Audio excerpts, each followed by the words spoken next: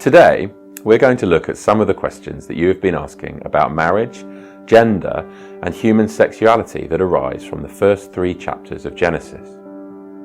Now, Genesis is almost always quoted in Christian discussions on these topics, and we would do well to remember that across the generations, these words of Scripture have been used to both attack and defend the current cultural status quos, sometimes with very hurtful effects, but almost always by people who believed that they were acting in good faith.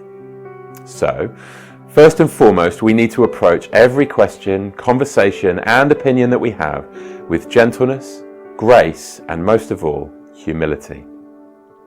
Here are some of the questions that you've been asking.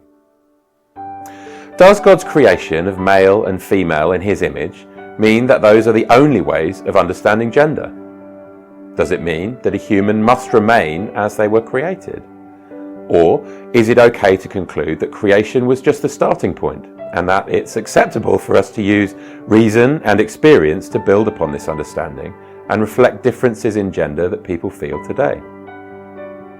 In Genesis 2, Adam is created, and then later on, Eve is created because Adam needs a helper. Does that mean that men and women have different functions in society? Does it mean that they are the same? Does this scripture point towards gender inequality? Finally, is this first marriage, which is between a man and a woman, a rule for all marriages? Or is it simply an example of one type of marriage?